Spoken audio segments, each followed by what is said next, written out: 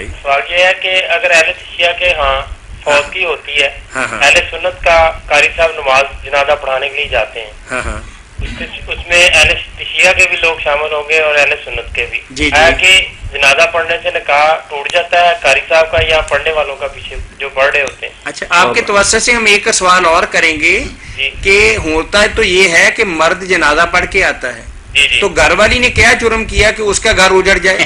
جی جی جی، ہمیں تو تھوڑی سی بات سوچنے والی ہے کہ چلے بھی عجیب دیتے ہیں کہ نکاح ٹوٹ گیا، وہ بیچاری صاحب کہہ رہا ہے اس گھر بیٹھی کا بیچاری اس کو پتہ بھی نہیں کہ آپ کہاں جا رہے ہیں. سزا دینی ہے تو قاری صاحب کو دیتے رہے. ان کو دیں جو پڑھنے جا رہے ہیں اگر دینی ہے تو. اللہ پناہ دے، اللہ پناہ دے، اللہ مسلمانوں کو ہدایت دے.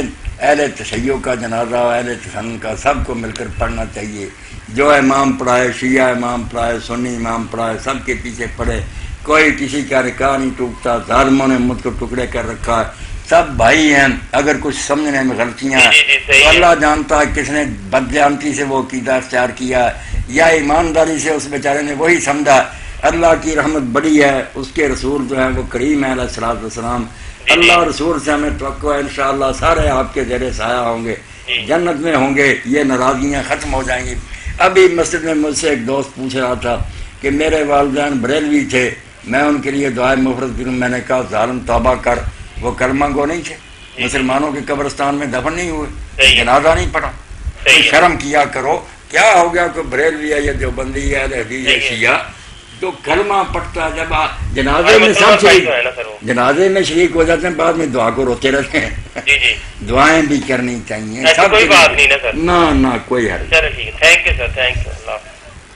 اچھا مولانا یہاں بتا دوں کہ عبداللہ بن یزید الختمی حضرت عبداللہ بن زبیر کی طرف سے بصرہ میں کوفہ میں گورنر تھے یزید کے بعد. تو وہاں ایک شیعہ بزرگ فوت ہو گئے، حارث راور. وراثت کے علم کے بہت ماہر تھے. ساری دنیا کہتی کہ وراثت ہم نے اسے سیکھی ہے. حضرت علی کے ساتھی تھے مگر لوگ ناراض ہیں کہ وہ شیعہ تھے، کٹر تھے. جب وہ مرے تو وہ وصیت کر گیا کہ میرا جنازہ یہ صحابی رسول گورنر عبداللہ بن یزید پڑھائے. انہوں نے جنازہ پڑھایا اور صرف جنازہ نہیں پڑھایا، ان کی قبر پر بیٹھے. دفن کے وقت ان کا جو تھا نا لاشا، انہوں نے کہا پاؤں کی طرف رکھو. ہم قبلہ کی طرف رکھ کر اتارتے ہیں نا، نہیں سال. انہوں نے کہا ادھر رکھو پاؤں کی طرف، وہاں سے اٹھا کر ادھر کو لاؤ. اور کہا سنت یہی ہے. واقعی پکی حدیث یہی ہے مگر ہم کرتے نہیں. خود کرایا کہ ہے سنت یہ ہے کہ پاؤں کی طرف رکھو، ادھر سے اٹھا کر پھر لوگ لائیں. وہ صحابی نے نہیں کہا کہ میں سارس کو، وہ نام آدمی میں نہیں تھا، رانی شیعہ تھا، کٹڑ تھا. اب کیا کرے؟ پوچھتے ہیں مذہب ہے کہ اہل حدیث جو ہیں ہاں وہ کسی اور فرقے کے جس طرح اہل تشیع ہیں، اہل سنت ہیں، دیوبندی ہیں، ان کی نماز جنازہ پڑھ سکتے ہیں یا نہیں؟ اس کے بارے میں روشنی فرمائیں. بھائی نماز جنازہ تو عبدالرحمان سارے کلمہ گواں کی پڑھا کریں. آپ یہ چھوڑیں جنت دوزخ کا فیصلہ کہ میں ہی جاؤں گا باقی نہیں جائیں گے. یہ سارے جو کلمہ گو ان میں سے کوئی مرے نہ. جو کلمہ پڑھتا مرے اس کا جنازہ پڑھیں. یہ نہ دیکھیں کہ اس کے پر کیا چھاپ ہے، وہ بریلوی ہے، وہ دیوبندی ہے، وہ شیعہ. صرف قادیانی ہم سے الگ ہو گئے کہ وہ ہمارا نہیں پڑھتے، ہم ان کا نہیں پڑھتے. ایک نئے نبی کو مانتے ہیں. باقی ہر ساور اتنا بڑا رافضی تھا، کھلم کھلا شیعہ، ڈنکے کی چوٹ، حدیثوں کا راوی. اور مرنے کے وقت کہہ گیا کہ میرا جنازہ صحابی رسول جو گورنر کوفہ عبداللہ بن یزید ختمی پڑھائے. انہوں نے پڑھایا، انہوں نے ہدایت میں اتارا، پاؤں کی طرف سے کہا سننا یہی ہے. تو کسی نے نہیں کہا کہ یہ تو شیعہ، چھپا بھی نہیں تھا، ڈنکے کی چوٹ تھا.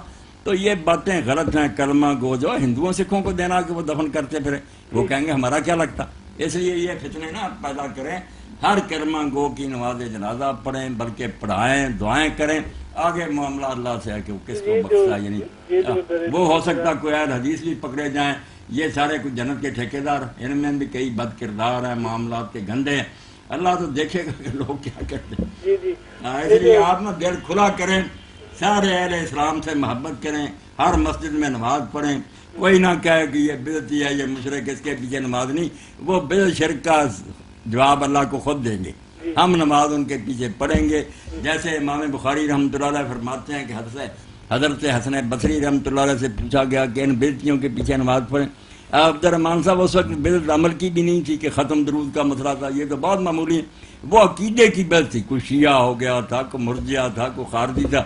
تو آپ نے فرمایا صلی خلفہ وعلیہ بدعت، تو اس کے پیچھے نماز پڑھ. اپنی بدعت کا جواب وہ خود خدا کو دے گا. نماز میں کیا بدعت کر رہا, قرآن پڑھ رہا, قبلہ رخ ہے. تو خدا کے لیے یہ سارے لوگ نہ سمجھ جائیں, ورنہ ہندو یہود نصارہ ان کو کچل دیں گے, برباد کر